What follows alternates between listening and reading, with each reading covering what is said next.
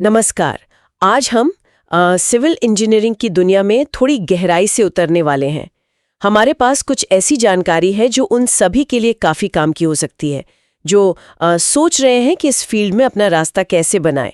सोचिए ना, हमारे चारों तरफ जो कुछ भी बना है, बड़ी बड़ी इमारतें, सड़कें, पुल, अरे हमारे घरों तक पानी पहुंचाने वाला सिस्टम भी, इन सब के पीछे सिविल इंजीनियर्स का ही तो हाथ है। उनका दिमाग, उनकी मेहनत, ये वाकई में मतलब तरक्की की बुनियाद है। बिल्कुल सही कहा आपने। ये एक ऐसा क्षेत्र है जिसका सीधा असर आप देखिए हमारी जिंदगी की क्वालिटी पर पड़ता है और देश के विकास पर भी। आप किसी भी शहर या गांव को देखें जो विकसित हो रहा है, वहां सिविल इंजीनियर्स के काम की छाप जरूर मिलेगी।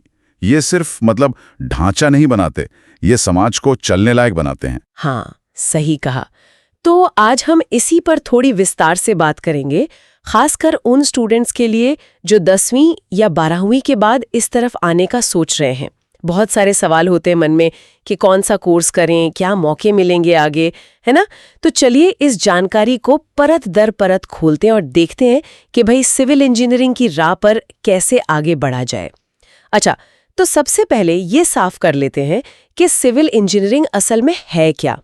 जैसा कि हमने शुरू में कहा भी, ये इंजीनियरिंग की वो ब्रांच है जो बिल्डिंग्स, सड़कें, पुल, बांध, नहरें, एयरपोर्ट्स, रेलवे लाइनें, वाटर सप्लाई, सीवेज सिस्टम, इन जैसी जरूरी चीजों के डिजाइन, कंस्ट्रक्शन और मेंटेनेंस से जुड़ी है। हाँ, बिल्कुल। आसान शब्दों में कहूं तो ये वो साइंस और आर्ट है जो हमारे रहने, काम करने और घूमने फिरने की जगहों को एक तरह से आकार देती है। ये सिर्फ बनाना ही नहीं, बल्कि ये पक्का करना भी है कि ये सब सुरक्षित हों, लंबे समय तक चलें और हमारी जो ज़रूरतें हैं उन्हें पूरा करें। इसमें लगातार सुधार और रखरखाव वो भी शामिल है। ये समझना बहुत ज़रूरी था। अच्छा, अब उस अहम सवाल पर आते हैं जो कई स्टूडेंट्स और उनके पेरेंट्स के मन में होता है कि अगर कोई 10वीं के ठीक बाद, मतलब 10th के बाद ही सिविल इंजीनियरिंग की तरफ जाना चाहे, तो उनके लिए क्या रास्ते हैं, क्या ऑप्शंस हैं? देखिए, 10वीं के बाद सीधे इस फील्ड में आने के लिए मुख्य रूप से दो रास्ते दिखते हैं। पहला और शायद ज्यादा पॉपुलर रास्ता है सिविल इंजीनियरिंग में डिप्लोमा करना। अच्छा, और डिप्लोमा ये कितने साल का होता है? और इसमें क्या सिखाया जाता है, क्या पढ़ते हैं इसमें? ये 3 साल का कोर्स होता है। 3 साल, ठीक है। हाँ। इसमें एडमिशन के लिए 10वीं क्लास पास होना जरूरी है, गणित और विज्ञान विषयों के साथ। अच्छा, मैथ्स और साइंस। हाँ, मैथ्स और साइंस। जहां तक सिलेबस की बात है तो इसमें सिविल इंजीनियरिंग के जो बेसिक्स हैं वो कवर होते हैं, जैसे कि सर्वेइंग मतलब जमीन का नापजोक करना। हाँ, बिल्कुल, जो किसी भी कंस्ट्रक्शन प्रोजेक्ट का पहला कदम होता है। फिर कंस्ट्रक्शन टेक्निक्स, यानी निर्माण कैसे किया जाता है, एस्टिमेशन और कॉस्टिंग, किसी प्रोजेक्ट में कितना खर्चा आएगा उसका अनुमान लगाना, और इंजीनियरिंग ड्राइंग, जो कि इंजीनियर्स की भाषा मानी जाती है। ये सब काफी प्रैक्टिकल स्किल्स हैं।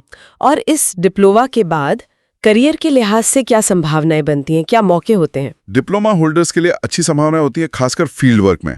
कोर्स पूरा करने के बाद स्टूडेंट्स साइट सुपरवाइजर बन सकते हैं, जो कंस्ट्रक्शन साइट पर काम की देखरेख करते हैं। अच्छा। या फिर ड्राफ्ट्समैन बन सकते हैं, जो इंजीनियरिंग ड्राइंग्स बनाते हैं। जूनियर इंजीनियर के तौर पर भी सरकारी और प्राइवेट सेक्टर दोनों में मौके मिलते हैं। ये वो लोग हैं जो असल में प्रोजेक्ट्स को जमीन पर उतारते हैं, एग्जीक्यूट करते हैं। और एक बहुत खास बात यह है, हाँ, कि अगर कोई आगे पढ़ना चाहे तो डिप्लोमा के बाद लेटरल एंट्री के जरिए।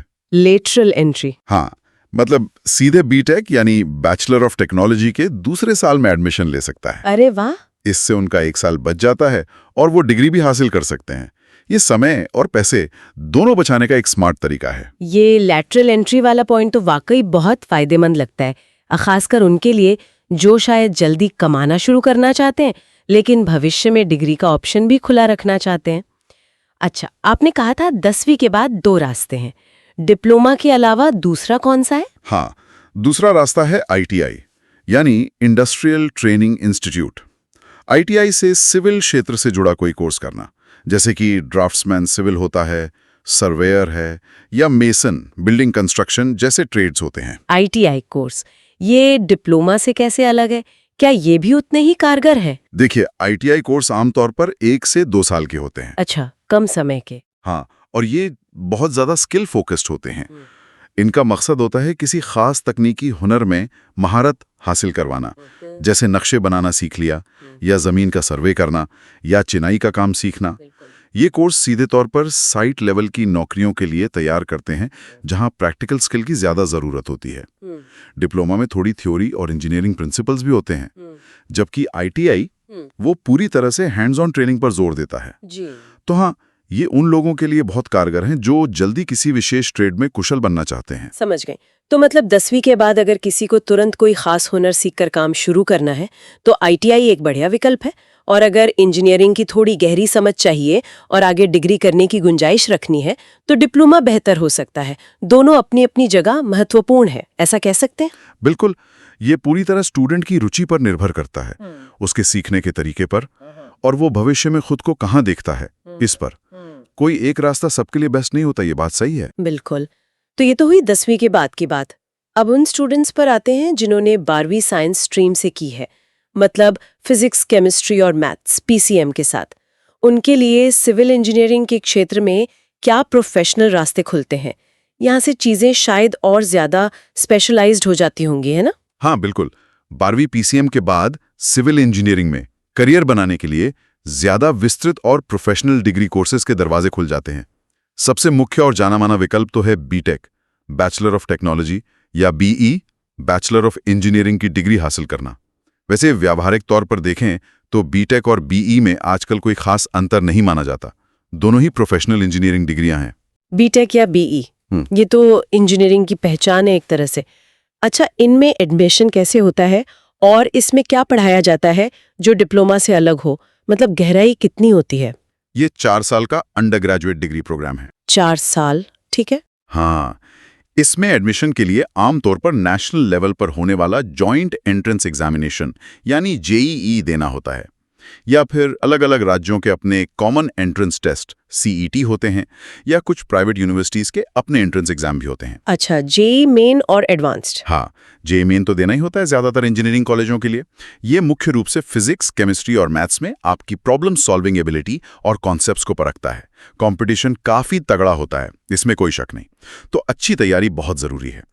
जहां तक सिलेबस का सवाल है तो BTech या BE में सिविल इंजीनियरिंग के जो कोर सब्जेक्ट्स हैं उनकी बहुत गहराई से पढ़ाई होती है। डिप्लोमा के मुकाबले यहाँ थ्योरी और एडवांस कॉन्सेप्ट्स पर ज्यादा जोर होता है, जैसे स्ट्रक्चरल इंजीनियरिंग। स्ट्रक्चरल मतलब ढांचे की मजबूती। हाँ, ये सिखाती है कि बिल्डिंग्स, ब्रिजेस या कोई भी ढांचा लोड कैसे सहेगा और सुरक्षित कैसे रहेगा। फिर है जियोटेक्निकल इंजीनियरिंग। जियोटेक्निकल, मिट्टी वाला, फाउंडेशन के लिए। हाँ बिल्कुल वही, मिट्टी और चट्टानों की स्टडी करती है ताकि किसी भी कंस्ट्रक्शन के लिए मजबूत नींव यानी फाउंडेशन डिजाइन की जा सके। आखिर कोई भी इमारत उतनी मजबूत होती है जितनी उसकी नींव। सही बात है। फिर ट्रांसपोर्टेशन इंजीनियरिंग है, जिसमें सड़कों, हाईवे, रेलवे, एयरपोर्ट की डिजाइन और प्लानिंग पर फोकस होता है ताकि लोगों और सामान की आवाजाही आसान और सुरक्षित हो। इन्वायरमेंटल इंजीनियरिंग जो आज के समय में बहुत महत्वपूर्ण है। हाँ, ये तो बहुत सुना है आजकल। इसमें पानी को साफ करना, वेस्ट मैनेजमेंट, प्रदूषण कंट्रोल जैसे मुद्दे आते हैं। और वाटर रिसोर्स इंजीनियरिंग जो पानी के स्रोतों जैसे बांध, नहरें, नदियों के मैनेजमेंट और इस्तेमाल से जुड़ी है। बाप रे, ये तो वाकई काफी फैला हुआ और गहरा अध्ययन लगता है। इतनी स्पेशलाइज्ड पढ़ाई के बाद करियर के क्या मौके बनते हैं? क्या ये डिप्लोमा वालों से बहुत अलग होते हैं? हाँ, डिग्री के बाद करियर के अवसर काफी व्यापक होते हैं और ऊंचे स्तर के भी। ग्रेजुएट्स बड़ी कंस्ट्रक्शन कंपनियों में इंजीनियर के तौर पर काम कर सकते हैं, जैसे Larsen and Toubro, L&T, Tata projects, Shapoorji Pallonji और भी कई हैं। हाँ, ये बड़े नाम हैं। सरकारी विभागों में भी काफी अच्छी नौकरियां होती हैं, जैसे पब्लिक वर्क्स डिपार्टमेंट PWD, जो राज्यों में सड़कें और सरकारी इमारतें बनाते हैं। हाँ वही। फिर national highway authority of India NHAI, जो देश भर में नेशनल हाईवे का नेटवर्क संभालती है, भारतीय रेलवे, सिंचाई विभाग वगैरह। ये नौकरियां अक्सर ज्यादा जिम्मेदारी वाली होती हैं। इसके अलावा डिजाइन और कंसल्टेंसी फर्म्स हैं जो प्रोजेक्ट्स की प्लानिंग और डिजाइन का काम करती हैं। Consultancy firms. हाँ, यहाँ काम ज्यादा इनोवेटिव और चुनौतीपूर्ण हो सकता है। और अगर किसी की रुचि रिसर्च या टीचिंग में है तो वो MTech यानी मास्टर ऑफ टेक्नोलॉजी करके स्पेशलाइजेशन हासिल कर सकते हैं, या फिर मैनेजमेंट साइड में जाने के लिए MBA भी कर सकते हैं। अच्छा, MBA भी? हाँ, कई इंजीनियर्स करते हैं। और हाँ, अनुभव के साथ खुद की कंसल्टेंसी या कंस्ट्रक्शन कंपनी शुरू करने का रास्ता तो हमेशा खुला रहता है। आपने बीटेक बीई की बात की। हाँ, मान लीजिए किसी स्टूडेंट की दिलचस्पी बिल्डिंग्स को खूबसूरत बनाने में है, उनके डिजाइन में ज्यादा है, बजाय इसके कि वो कितनी मजबूत हैं इस टेक्निकल पहलू के, मतलब एस्थेटिक्स में ज्यादा रुचि है।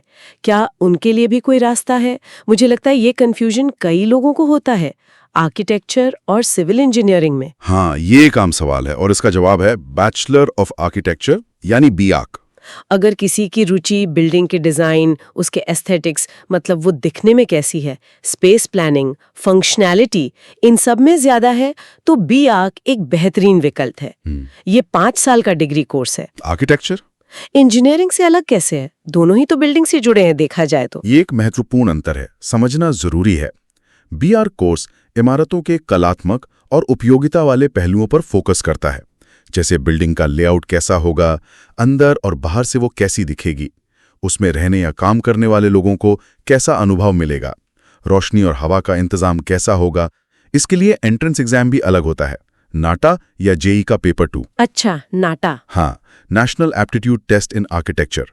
ये डिजाइन और एप्टीट्यूड पर ज्यादा केंद्रित होते हैं। वहीं सिविल इंजीनियर का काम ये सुनिश्चित करना होता है कि आर्किटेक्ट ने जो डिजाइन बनाया है वो स्ट्रक्चरली सेफ हो, मजबूत हो और बन सके। तो एक तरह से आर्किटेक्ट क्या और कैसा दिखेगा पर फोकस करते हैं, जबकि सिविल इंजीनियर कैसे बनेगा और कैसे टिकेगा पर। असल में किसी भी अच्छे प्रोजेक्ट के लिए दोनों का मिलकर काम करना बहुत जरूरी होता है। ये क्लैरिटी बहुत जरूरी थी। आर्किटेक्चर यानी कला और उपयोगिता, और इंजीनियरिंग यानी मजबूती और तकनीक। अच्छा, क्या इनके अलावा भी 12वीं के बाद कोई और मिलते जुलते कोर्स हैं? हाँ, कुछ और स्पेशलाइज्ड विकल्प भी मौजूद हैं, जैसे कंस्ट्रक्शन मैनेजमेंट में बीएससी कर सकते हैं, bachelor of science. Construction management. हाँ, ये कोर्स खास तौर पर कंस्ट्रक्शन प्रोजेक्ट्स के मैनेजमेंट वाले हिस्से पर फोकस करता है, जैसे planning, scheduling, budget control, resource management. ये उन लोगों के लिए अच्छा है जो इंजीनियरिंग के साथ साथ मैनेजमेंट में भी रुचि रखते हैं। एक और फील्ड है सर्वेइंग या जियो इन्फॉर्मेटिक्स में बीएससी। जियो इन्फॉर्मेटिक्स, ये नया लग रहा है। हाँ, ये एक उभरता हुआ क्षेत्र है। इसमें जीआईएस यानी ज्योग्राफिक इंफॉर्मेशन सिस्टम, जीपीएस और रिमोट सेंसिंग जैसी मॉडर्न टेक्नोलॉजी का इस्तेमाल करके जमीन का सटीक नक्शा और विश्लेषण किया जाता है। स्मार्ट सिटी और इंफ्रास्ट्रक्चर प्लानिंग में इसकी बहुत मांग बढ़ रही है आजकल। वाह, तो कुल मिलाकर देखें तो 12वीं के बाद रास्ते बहुत साफ और स्पेशलाइज्ड हो जाते हैं। चाहे कोर इंजीनियरिंग में जाना हो या बिल्डिंग डिजाइन में या फिर प्रोजेक्ट मैनेजमेंट या मॉडर्न मैपिंग टेक्निक्स में, स्टूडेंट्स के पास अपनी पसंद और काबिलियत के हिसाब से चुनने के लिए काफी कुछ है। बिल्कुल, और यही इस फील्ड की खूबसूरती है, विविधता। सिविल इंजीनियरिंग सिर्फ पुल और सड़कें बनाने तक सीमित नहीं है। चाहे आप डिप्लोमा करें, आईटीआई करें या डिग्री, आपके सामने अलग अलग तरह के काम करने के मौके खुलते हैं। जैसे हमने बात की, सरकारी नौकरियों में पीडब्ल्यूडी, एनएचएआई, रेलवे, सिंचाई विभाग से लेकर रक्षा सेवाओं तक में जरूरत है। ये अक्सर स्थिर और सम्मानित करियर देते हैं। और प्राइवेट सेक्टर में बड़ी कंस्ट्रक्शन कंपनियों से लेकर स्पेशलाइज्ड डिजाइन कंसल्टेंसी फर्म्स तक मौके ही होके हैं। कंसल्टेंसी फर्म्स में अक्सर नई टेक्नोलॉजी और चुनौतीपूर्ण प्रोजेक्ट्स पर काम करने का अवसर मिलता है, जो मुझे लगता है सीखने के लिहाज से बहुत अच्छा हो सकता है। सही कहा। और खुद का काम शुरू करने का विकल्प वो तो हमेशा रहता है। कई अनुभवी सिविल इंजीनियर अपनी कंस्ट्रक्शन फर्म खोलते हैं या रियल एस्टेट डेवलपमेंट में जाते हैं या फिर प्रोजेक्ट मैनेजमेंट कंसल्टेंसी या एस्टिमेशन जैसी सेवाएं देते हैं। अनुभव और नेटवर्क के साथ इसमें तरक्की की काफी गुंजाइश होती है। तो चलिए आज की इस बातचीत को समेटते हैं। हमने सिविल इंजीनियरिंग में करियर बनाने के अलग अलग रास्तों को समझने की कोशिश की। काफी कुछ पता चला। हाँ, हमने देखा कि 10वीं के बाद सीधे फील्ड में उतरने के लिए डिप्लोमा या आईटीआई के जरिए कौशल आधारित शुरुआत की जा सकती है, और डिप्लोमा आगे चलकर बीटेक डिग्री हासिल करने का रास्ता भी खोलता है, वो लैटरल एंट्री वाला पॉइंट। बिल्कुल। और 12वीं पीसीएम के बाद बीटेक बीई करके कोर इंजीनियरिंग में स्पेशलाइजेशन हासिल कर सकते हैं, या फिर बीआर्क चुनकर डिजाइन और आर्किटेक्चर की दुनिया में कदम रख सकते हैं।